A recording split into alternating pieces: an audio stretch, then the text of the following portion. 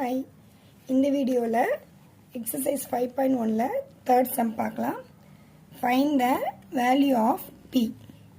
இப்போ எதா இருந்தாலும் find the value of P, find the value of K, A or B அந்த மாதிரி find the value அப்படின்னு கொடுத்துட்டாலே கண்டிப்பாக நமக்கு ஈக்குவல்ட்டுக்கு அப்புறம் போடுற மாதிரி ஏதோ ஒரு நம்பர் கொடுத்துருப்பாங்க.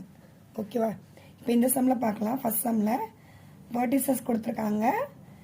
ஏரியா ஆஃப் த ட்ரையாங்கிளோட ஆன்சர் அவங்களே கொடுத்துருக்காங்க. அதாவது ஈக்குவல்ட்டுன்னு போட்டு நம்ம ஃபார்முலா படி போடுறோமா சம் போட்டுகிட்டே வரும்போது பக்கத்தில் ஈக்குவல்ட்டுன்னு போட்டு 20 20 20ன்னு போட்டுகிட்டே வரும். அதே மாதிரி இந்த சம்க்கு வந்து ஃபார்முலா படி போட்டுகிட்டே வரும். ஈக்குவல்ட்டு 32ன்னு போட்டுகிட்டே வரும். ஒரு எக்ஸாம்பிள் பார்க்கலாம். தேர்ட் பார்ட்டில் ஃபஸ்ட் ஒன் போட போகிறேன். ஃபார்முலா உங்களுக்கு தெரியும். ஸோ மெத்தட்லேருந்து நான் ஸ்டார்ட் பண்ணுறேன். ஹாஃப் போடணும். 0 P 6 0 y வேல்யூ 0 8 2 0. ஓகேவா? இப்படி போட்டுட்டு ஆனால் ஏரியா ஆஃப் த ட்ரையாங்கிளோட வேல்யூ அவங்களே கொடுத்துட்டாங்க 20ன்னு. ஓகே, இந்த 20 நம்ம கீழே வரைக்கும் போட்டுகிட்டே வரும்.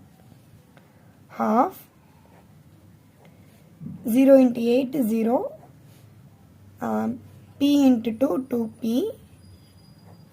0 minus opposite side 0 into P 0 6 8s are 48 0 into 2 0 equal to 20. So 32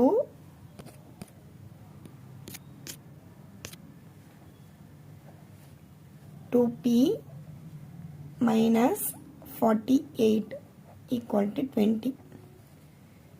இப்போ ப்ராக்கெட்குள்ள உள்ளது அப்படியே வச்சுக்கலாம். இந்த 2 டிவிஷனில் இருக்கிற இந்த 2 அந்த சைட் போகும்போது மல்டிப்ளிகேஷனில் போகும்.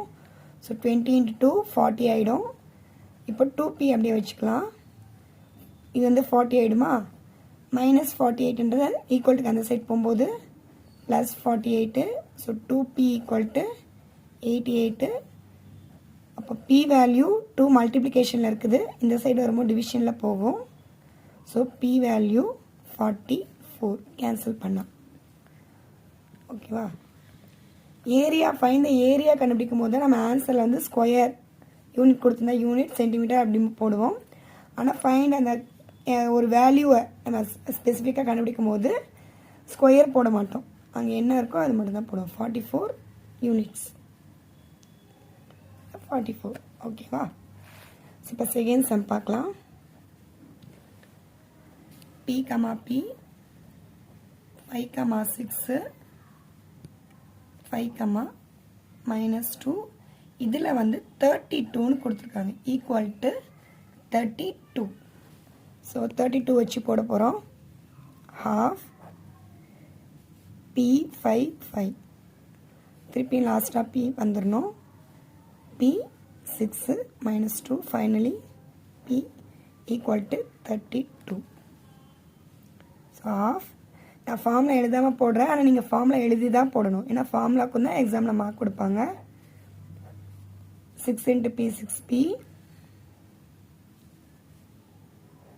சாரி